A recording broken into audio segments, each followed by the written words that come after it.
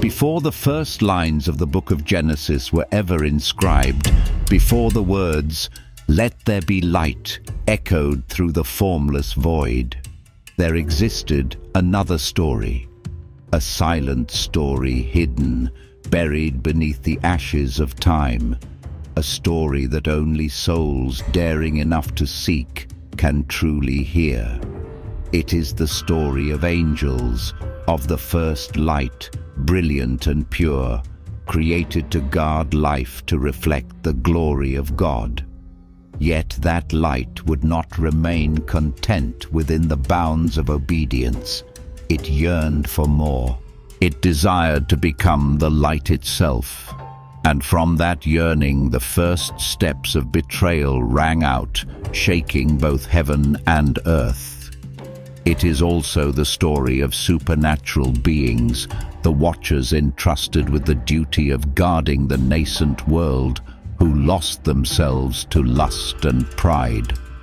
From the first forbidden union between angel and human were born hybrid creatures, giant Nephilim, carrying a power no one could control, spreading chaos across the earth.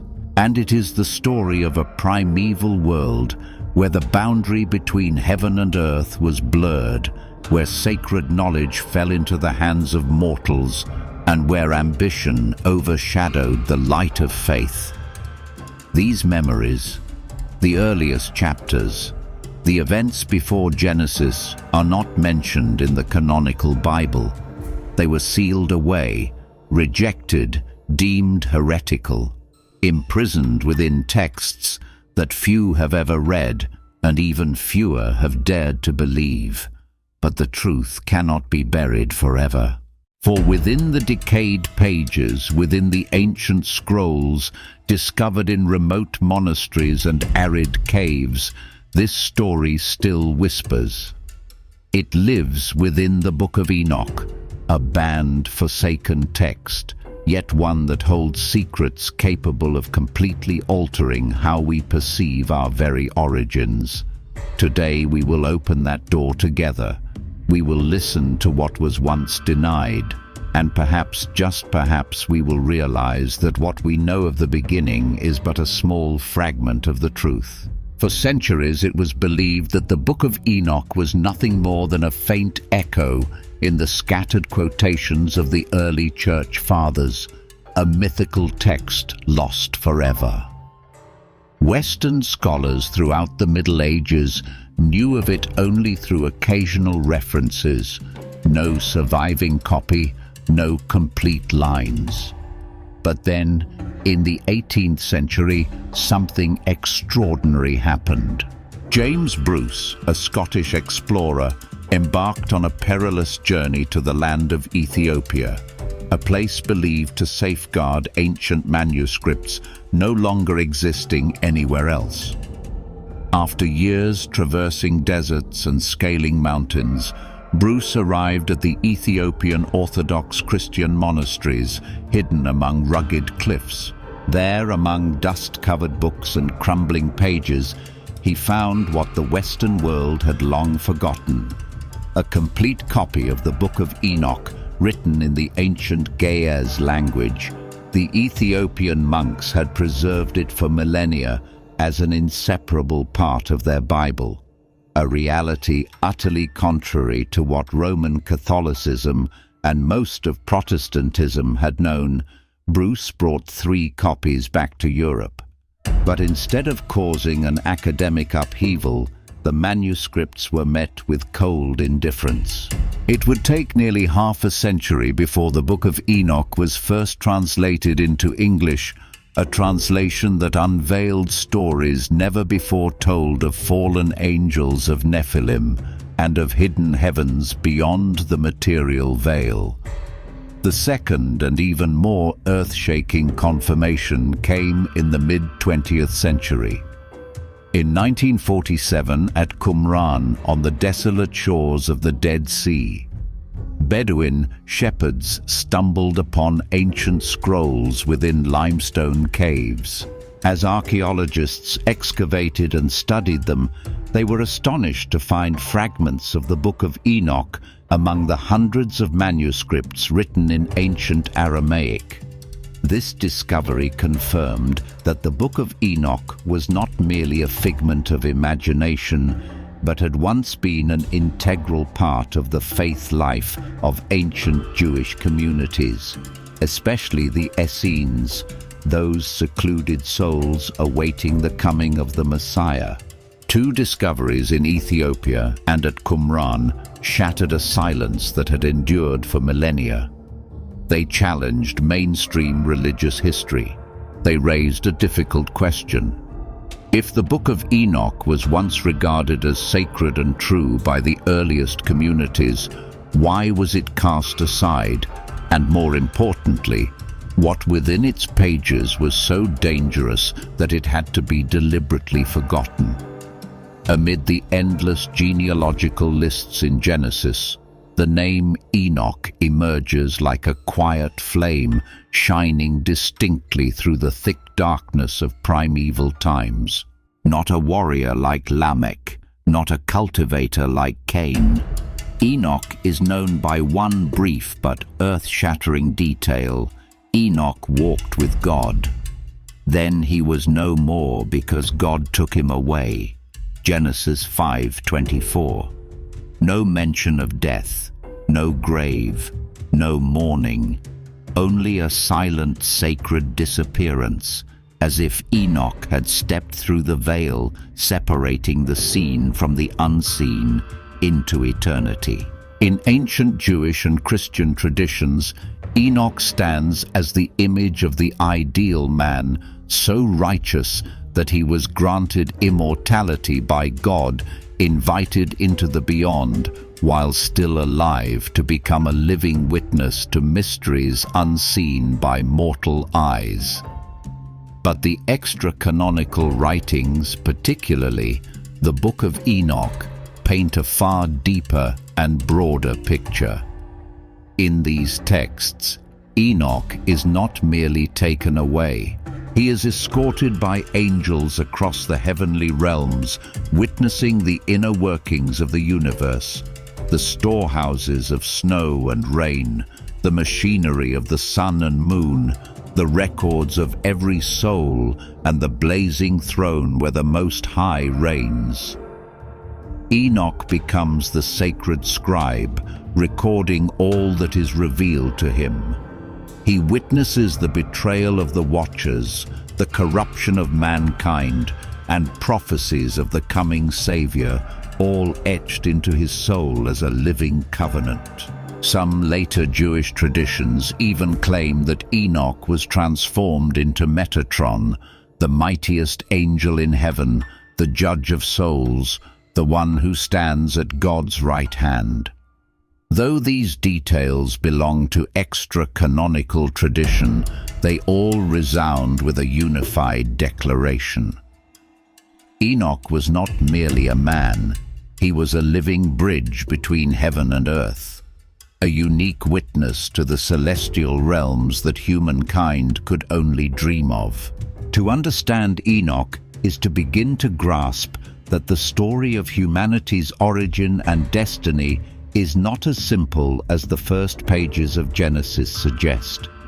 For there are secrets, visions, and events that unfolded long before official history began.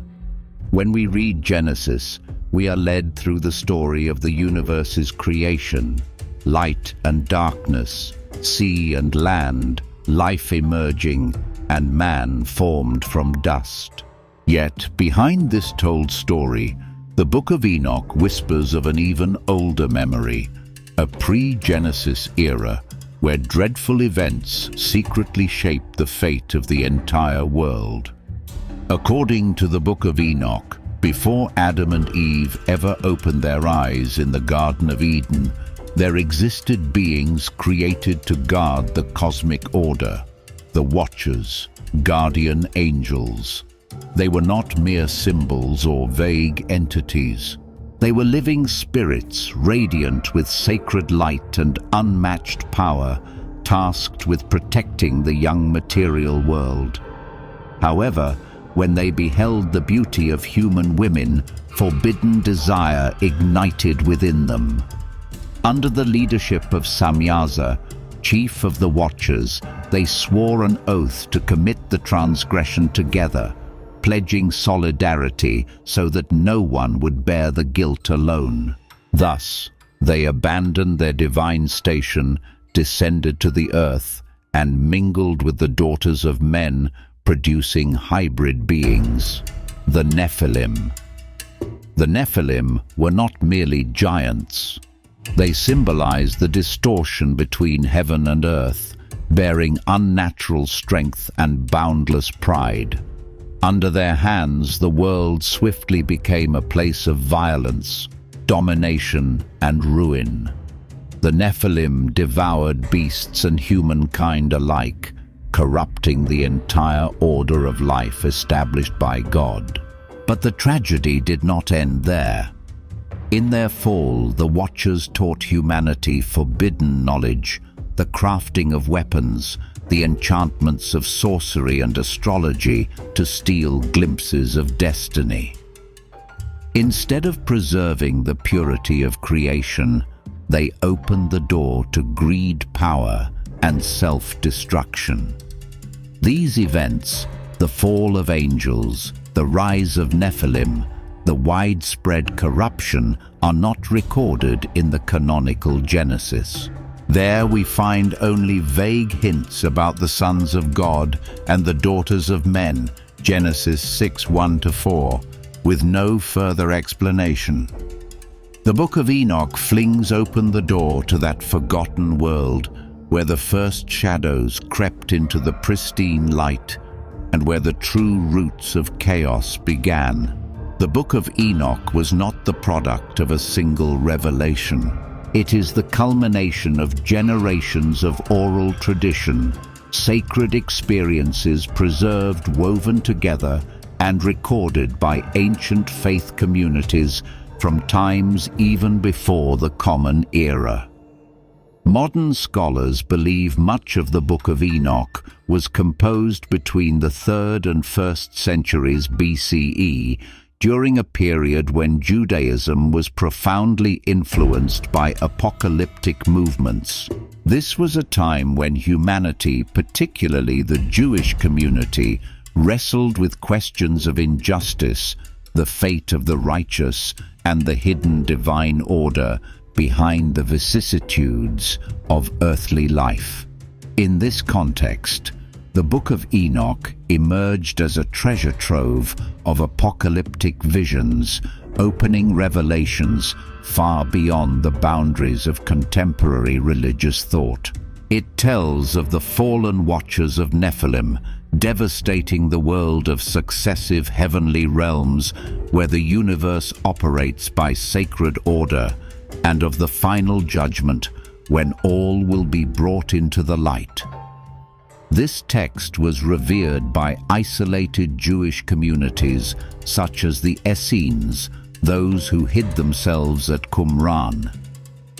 The scattered fragments of the Book of Enoch discovered in the Dead Sea caves confirm that it was once a vital part of the spiritual life of many ancient faith groups. As early Christianity formed, many church fathers knew and quoted the Book of Enoch. Saint Tertullian, one of the great early Christian writers, even defended its sacred value, believing it contained authentic revelations given to humanity.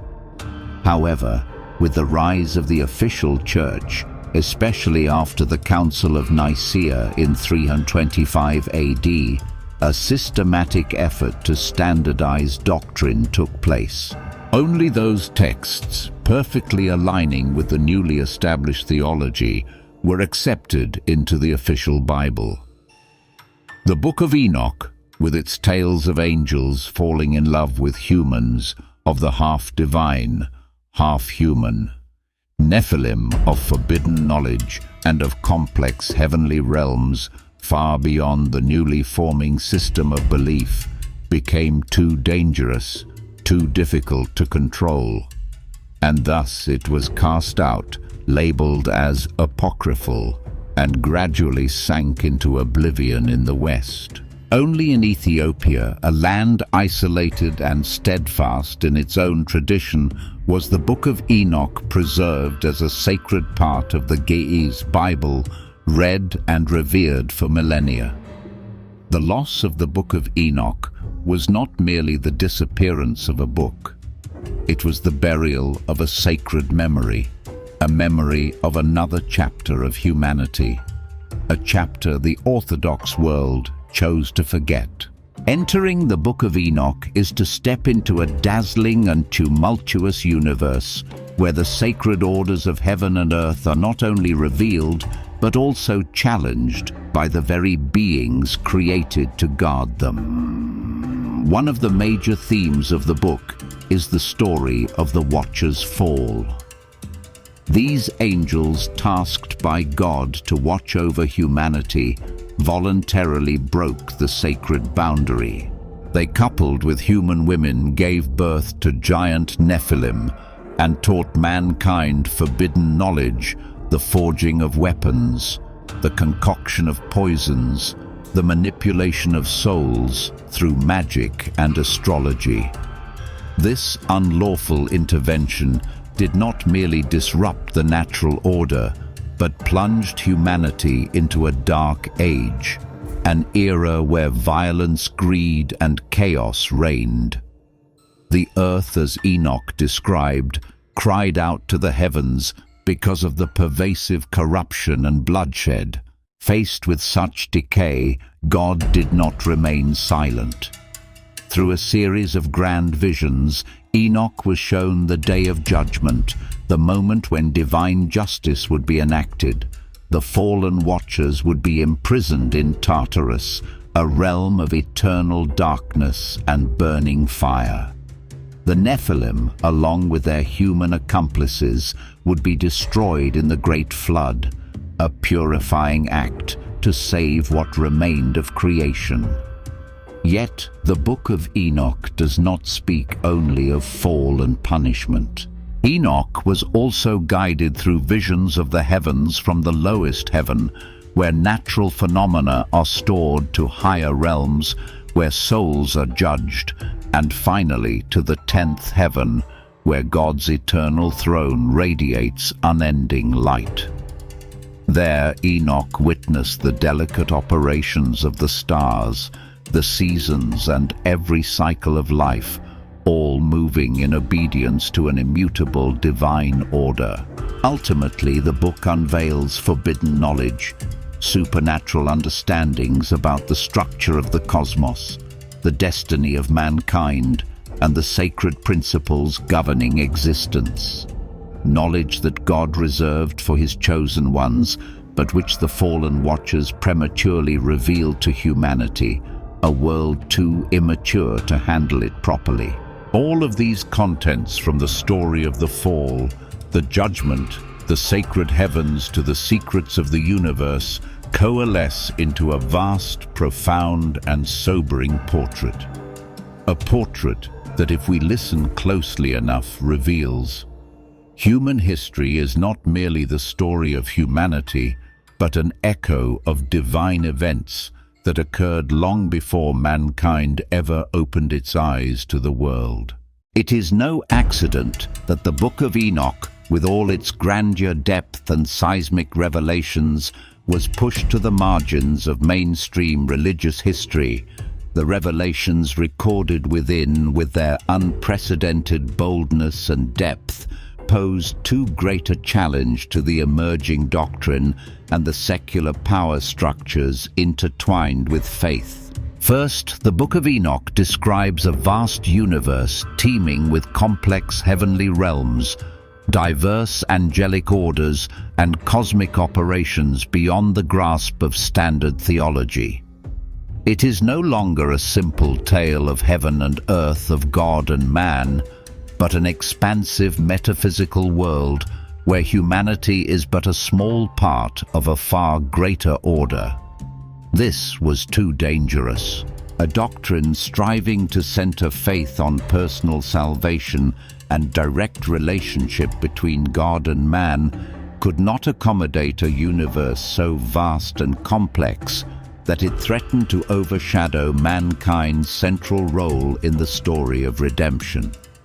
Moreover, the Book of Enoch gives detailed accounts of the Watcher's fall, the angels assigned to guard the earth, and the horrifying consequences of their union with humankind. The idea that even angels could fall driven by lust shook the foundation of a heavenly realm deemed absolutely pure and invincible. It threatened the young theological structure which required a clear, simple, easily taught sacred order. Beyond theology, the revelations of the Book of Enoch also challenged earthly power. The book shows that fall, abuse of power, and divine judgment were not merely personal issues, but systemic ones. The Watchers, once noble beings, fell because of pride and a desire to transcend God's boundaries. Such a message, if widely disseminated, would sow doubt toward any power that claimed divine absolute authority. In that context, sealing away the Book of Enoch was not merely a doctrinal choice. It was an act of preserving order, a way to control belief, protect rising power structures, and keep the vision of the cosmos within a safer, more manageable frame. But what is sealed away never vanishes completely. It only sleeps, awaiting the day it will be awakened.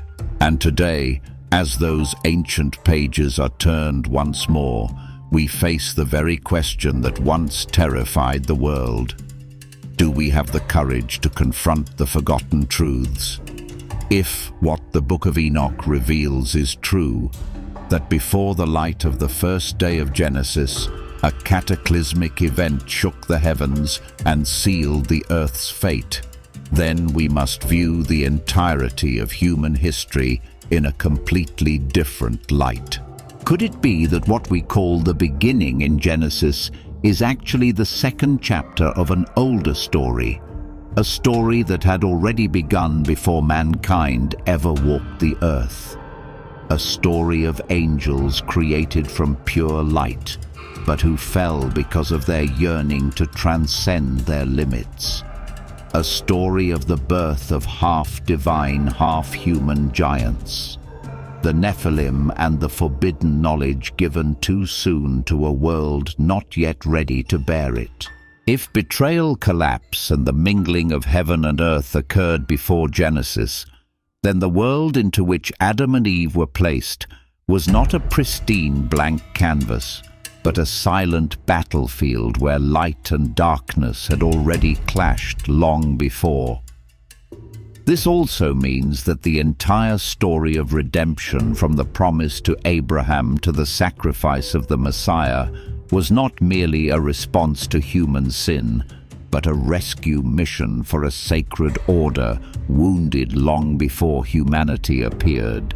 And if that is true, then our history, our wars, our empires, our civilizations' rise and fall may only be faint echoes of a much larger divine conflict still unfolding in the deeper layers of reality.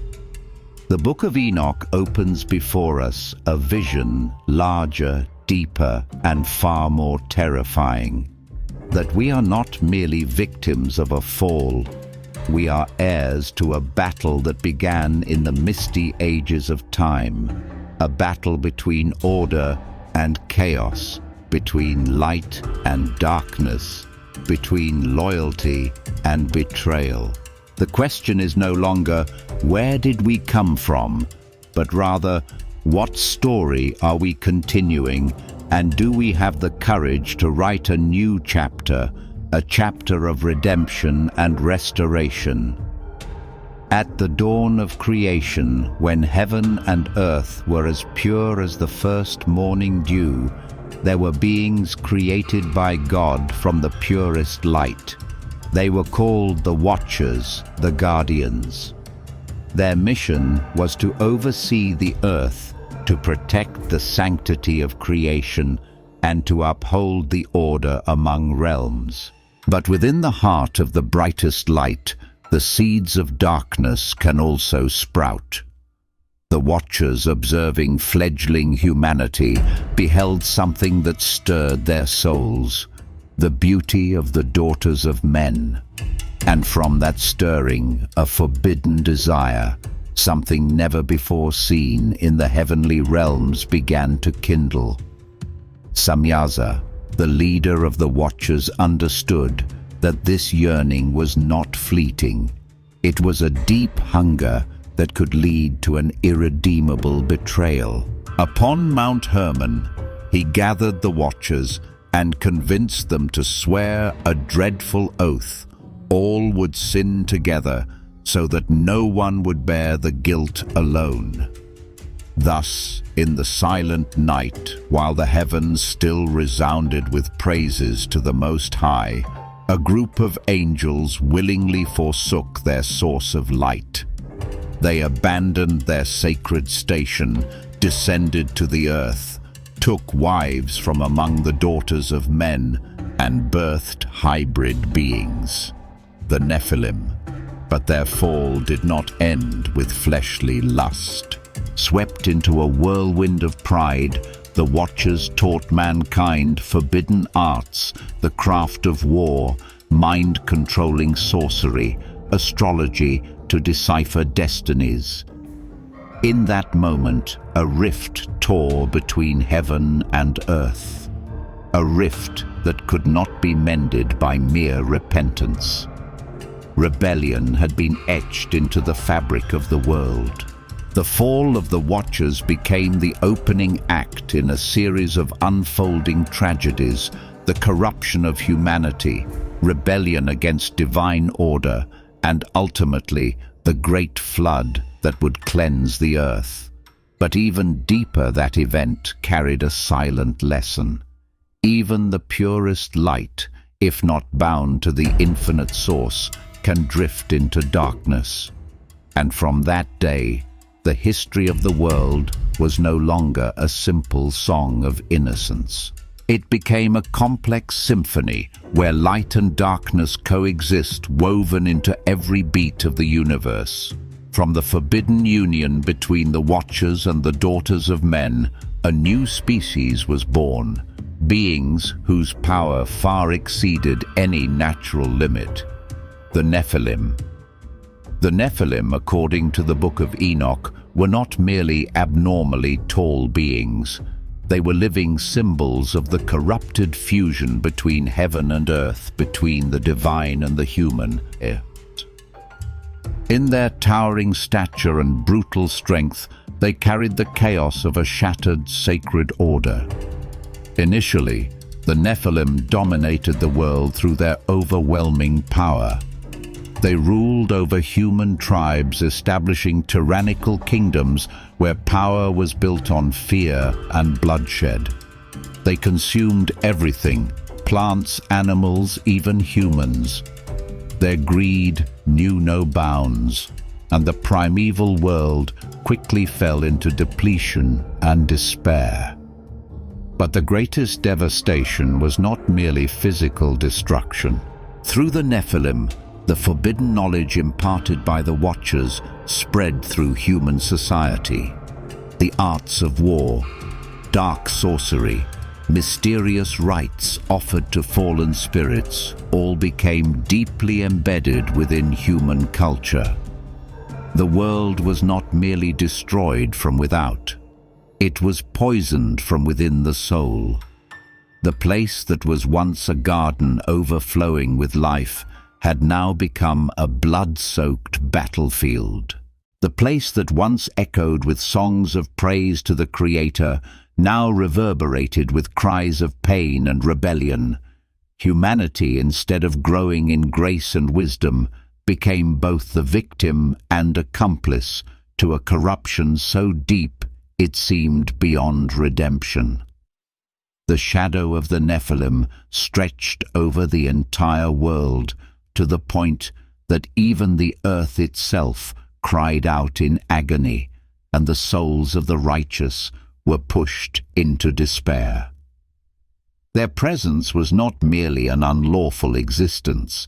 It was a silent declaration of war against God, a proclamation that power, not righteousness, was the ultimate measure of existence. And before such a reality, a question rose to the heavens.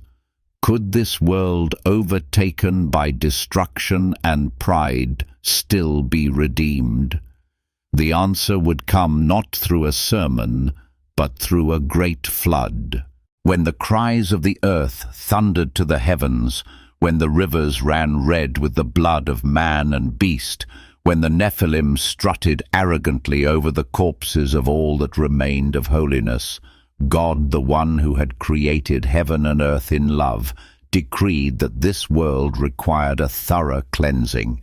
According to the Book of Enoch, the faithful angels were commanded to bind the rebellious watchers, to imprison them in the depths of darkness, and to prepare for an uncompromising act of salvation. The Great Flood. It was not a burst of anger, nor a destruction born of hatred, but a flood carefully decreed with infinite sorrow, like a physician forced to amputate a gangrenous limb to save the life of the body. When the windows of heaven were opened and the fountains of the deep burst forth, the world was overturned, mountains sank, valleys flooded cities and temples, no matter how magnificent, were swept away like leaves in a torrent. The Nephilim, with their colossal strength, resisted, roared but in vain. No kingdom, no fortress, no sorcery could withstand the sacred waters commanded from the very throne of God. Mankind, having forgotten the Creator to chase after false gods and carnal desires, now faced the unavoidable consequence of betrayal. Only one small family was spared, the family of Noah, the righteous man who listened to the call from the heavens when the rest of the world heard only the call of violence and lust. Noah, guided by God, built an ark, a vessel of salvation amidst an ocean of judgment. The Great Flood did not merely end a generation. It ended an entire era, an era of the mingling of heaven and earth, of light and darkness, of divine will, and the arrogance of rebellious beings. When the waters receded, and Noah's ark touched solid ground, a new world emerged. But the scars of the old epoch remained silent, like a dark memory, like a perpetual reminder that there are boundaries which, once crossed, bring not merely the fall of an empire, but the judgment of the cosmos. While the world below drowned in cries and waters, Enoch, the righteous one, the companion of God, was called upon for a miraculous journey, a voyage through the heavens where invisible structures govern the entire universe. Enoch did not ascend by his own strength. Angels guided him, lifting him through layers of reality unseen by mortal eyes, and each heaven unfolded before him like secret chapters of a sacred book. In the first heaven, Enoch saw the storehouses of wind, rain, snow, and mist, natural forces guarded by angels, distributed according to seasons and commands from God's throne. The world did not run by automatic forces. Every movement of climate, every storm, every raindrop followed a sacred order, recorded and watched. In the second heaven, he saw darkness and chasms where the fallen angels were imprisoned. No songs of praise, no light, only silence and chains. The third heaven opened to a scene both majestic and terrifying. The Garden of Eden, radiant with light for the righteous, lay beside a dark abyss where the souls of the wicked were punished. An eternal contrast side by side, as a reminder that every choice carries eternal consequences. Enoch continued his ascent. In the fourth heaven he saw the celestial bodies in motion, the sun, the moon, the constellations all moving in perfect cycles guarded by angels to maintain the rhythm of time. The fifth and sixth heavens were where angels stood in endless worship, singing the glory of God without ceasing, without fatigue. The light there had no source for everything, shone from the sheer presence of divine being. In the seventh heaven, Enoch beheld the vast armies of angels, and in the 10th, the final heaven, he was brought before the throne of God. No words could describe the light there, no mind could comprehend the full majesty radiating from the Eternal One. Enoch's journey reveals that the universe is not a chaotic realm of chance. It is a grand symphony, where every note from the smallest breeze to the shifting of the stars resounds according to a sacred melody written before time began. And Enoch, in profound humility, recorded it all as a witness for those who still yearn to hear the echoes of eternal order.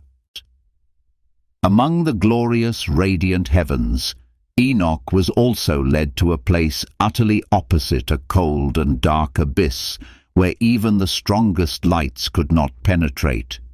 That place was known by a name so dreadful that merely whispering it could cause souls to tremble.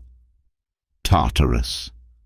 Tartarus was not the hell of humankind. It was a realm of punishment created solely for the fallen angels, the Watchers who had betrayed the divine law, trading eternal light for fleeting pleasures. In Tartarus, the Watchers were bound with chains unbreakable, not of earthly metal, but of sacred fire and eternal curses. Imprisoned in thick darkness, they suffered not only physical isolation, but the ceaseless torment of memory, the memory of the light they had betrayed, the mission they had forsaken, and the glory they had thrown away. Their time had no meaning, no morning ever dawned, no spring ever returned. Only silent waiting, the awaiting of the final judgment, when all sins would be laid bare and eternal justice fulfilled. Tartarus stands as a powerful testament to a harsh truth. In the divine order, betrayal cannot be taken lightly. Power, when abused, leads inevitably to imprisonment beyond redemption. As Enoch passed through Tartarus, he did not merely record a terrifying sight. He carried a message to all humanity that loyalty to God is not an optional choice, but the fundamental condition for sustaining eternal life, that freedom, when severed from obedience, quickly becomes the heaviest of chains, and that on every journey, whether through heaven or earth, divine justice will always prevail, even if it must wait across countless generations.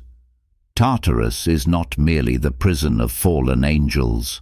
It is the cold mirror reflecting the unavoidable consequences of pride betrayal and the forgetting of the one who gave life.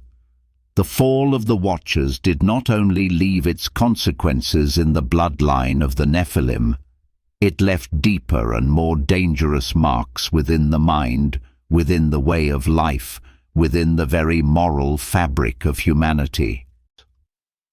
For not only did they trade light for darkness, but the Watchers also granted mankind forbidden knowledge, understandings far beyond the reach of souls, still immature in spirit. Azazel, one of the rebellious Watchers, taught humanity the crafting of weapons, swords, shields, armor, tools of war and killing. Others taught the arts of adornment and enchantment, stirring pride and lust in the human heart. Knowledge of astronomy, the movements of the stars, the cycles of the sun and moon, was also imparted not to inspire awe at the marvels of the cosmos, but to exploit, to manipulate destiny according to human will. Knowledge by its nature is not sin, but knowledge that breaks the bounds of morality becomes an instrument of destruction. The first swords were lifted to conquer, not to protect. The first magic was cast to control, not to heal. The first star charts were drawn to defy the sacred order, not to marvel at the grandeur of the Creator. The world created as a garden of life became a battlefield of power, lust and violence. Humankind, instead of maturing in wisdom and reverence, was thrust into a cycle of self-destruction, where pride wore the mask of knowledge. Thus, in God's eyes, the earth became corrupted, not merely in flesh, but in spirit, in the hidden motives of the heart. And thus, a thorough cleansing the great flood became inevitable. The Book of Enoch leaves a lesson that echoes across the ages. Knowledge is a double-edged sword, given to serve the light. It can become a weapon of darkness if severed from morality and humility. Today, in a world where knowledge once again explodes beyond control, that ancient story still whispers in the wind. Will we learn the lesson left to us by the downfall of the Watchers? Amid the visions of fall, chaos, and judgment, the Book of Enoch does not paint only a dark picture. It also kindles a light of hope, a prophecy of one who would come to restore justice and re-establish the sacred order that had been broken.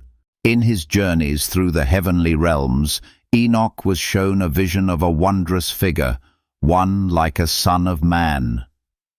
This being was neither merely an angel nor simply a man.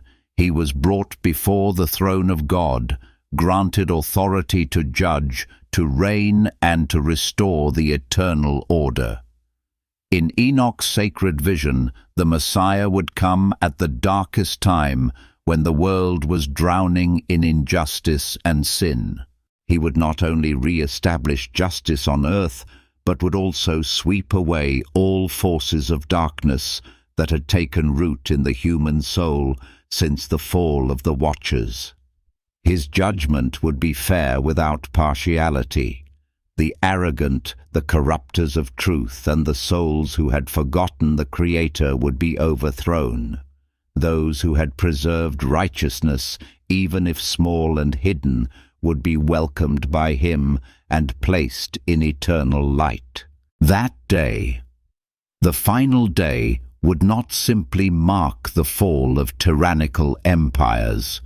It would be the restoration of the entire sacred structure of the cosmos, when heaven and earth are reunited, when mankind is restored to perfect relationship with God, when every wound caused by the fall will be healed.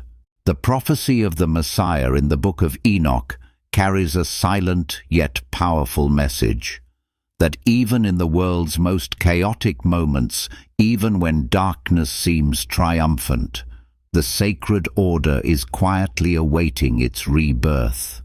Not all is lost, not all hope is extinguished. Justice will be established, sacred order will be restored, and the human soul, if it returns to the light, will once again find its place in the eternal symphony of creation. As we extend our gaze beyond the ancient pages of the Book of Enoch, we encounter something strange across ancient civilizations, from Sumer to Egypt to Greece. There are fragments of a shared memory, a memory of the fall of rebellious supernatural beings and of an inevitable judgment. In Sumer humanity's first civilization, we read inscriptions telling of the Anunnaki gods who descended from heaven, intervened in human life, imparted knowledge, and caused chaos that led to a great flood to cleanse the world. A strange echo of the story of the Watchers and Nephilim. In Egypt, the myths of Thoth, the god of wisdom, the protector of sacred knowledge, and of Seth's rebellion against Osiris, reflect the ancient fear of sacred knowledge being misused, leading to the collapse of divine order and the necessity for restoration through supreme power. And in Greece we find the story of the Titans, giant beings, offspring of heaven and earth, who rose up against the new gods of Mount Olympus. The punishment of the Titans imprisoned in the deep abyss of Tartarus is an almost perfect mirror of the Watchers bound in darkness, awaiting judgment. These stories, each with their own voice and cultural flavor, all seem like distant echoes of the same memory, that there was once a golden age betrayed by those charged to guard it, that power without loyalty and humility always leads to destruction, and that from this ruin humanity was forced to begin again, not just once, but through countless cycles of history. The Book of Enoch, in its ancient silence, does not stand alone. It is one among many testimonies from civilizations thought to be isolated from each other, that the sacred lessons of fall, judgment, and restoration still echo through humanity's collective memory like an endless underground river. Perhaps deep beneath all differences of language, religion, and tradition, humanity has been telling the same story all along, the story of an unending battle between light and darkness, between loyalty and betrayal, between eternal life and chosen destruction. While texts like the Book of Enoch whisper about ancient times of fall and judgment, the earth itself, in its silent testimony, seems to tell a similar story through material evidence modern science has yet to fully explain. In 1947, when the ancient scrolls at Qumran were discovered, humanity was abruptly confronted with the truth that the Book of Enoch had once been widely present and honored among ancient Jewish faith communities. Those fragments, written in Aramaic, confirmed that the stories of the Watchers, the Nephilim, and the sacred heavens were not mere imagination, but were once seen as a vital spiritual reality to be remembered. But the scrolls were only the beginning. Across the world, from North America to the Middle East, strange relics have been unearthed. Skeletons of giant humans, far exceeding normal human dimensions. Massive tombs and underground cities constructed with blocks weighing hundreds of tons, joined with astonishing precision beyond the capabilities of early civilizations. Ancient carvings depicting bizarre hybrid beings, half human, half divine, part earth, part heaven. In the Ohio Valley of North America, hundreds of colossal earth mounds of mysterious shapes, many associated with legends of giants, still stand defying simple explanation. In Egypt, the Giza pyramids, with construction techniques so advanced that even modern engineers cannot fully replicate them, recall a time when high knowledge once flourished and then disappeared without a trace. In South America, the Nazca lines, stretching across dozens of miles and visible only from the air, seem to have been designed by beings who could see from the sky. When these pieces are assembled like fragments of a greater mosaic, they seem to point to a possibility that there once existed forces, knowledge and beings far beyond normal human understanding, just as the Book of Enoch whispered long ago. Perhaps what we call myths are simply the faded memories of truths not yet fully told, and perhaps beneath every inch of earth we walk upon, ancient echoes still await awakening to remind us that history is never as simple as we have been taught. When facing these ancient fragments, the crumbling scrolls, the monumental ruins, the whispered legends from every corner of the world, a quiet question stirs in the soul. What do we truly know about our origins? We learn history as a linear march of events, clear milestones from primitive to civilized, from superstition to reason. But what about the gaps? The mysteries never explained, the traces dismissed simply because they do not fit the familiar narrative. If the Book of Enoch, a manuscript hidden for millennia, reveals that sacred and terrifying events shaped humanity long before formal history began, how many other truths are still sleeping beneath the layers of time's dust, deliberately buried by chosen forgetfulness? Perhaps the stories of the Nephilim, the Watchers, and the Great Flood are not merely ancient legends. Perhaps they are the remaining memories of a time when the world was far different from what we have been taught, a time when supernatural beings walked among men, when sacred knowledge was placed prematurely into mortal hands, and when the first betrayal left a wound deep in the fabric of reality. If this is true, then human history is not merely a tale of progress and discovery. It is also a tale of forgetting, of memories erased, of a silent war between remembrance and oblivion. And then another question arises softly yet firmly. Do we have the courage to seek out these truths?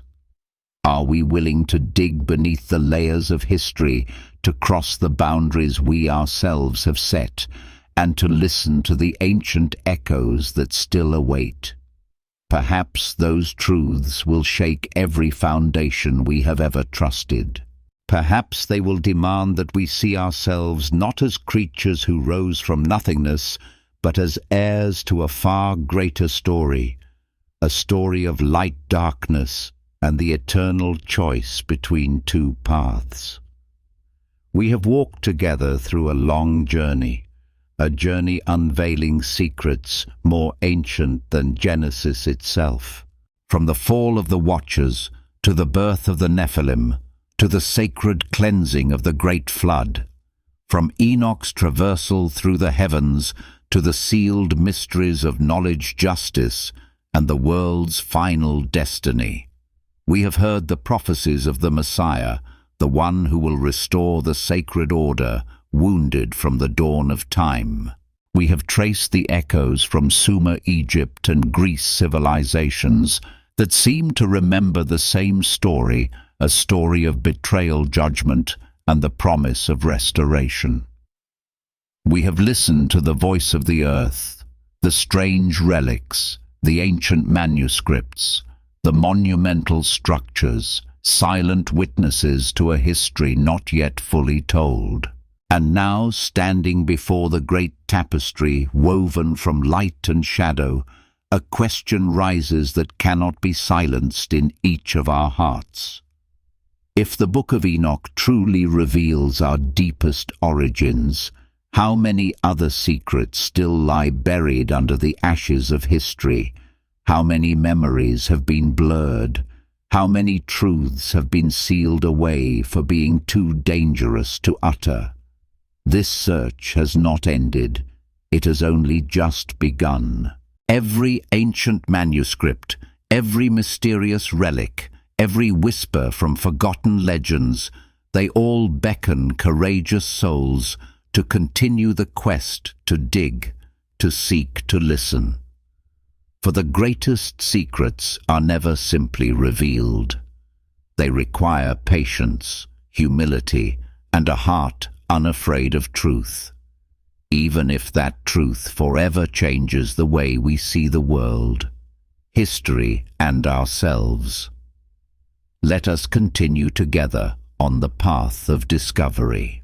For in every gust of wind, in every handful of earth, in every ancient word, still lingering the untold history, still whispers, waiting for those who are brave enough to hear. Amen.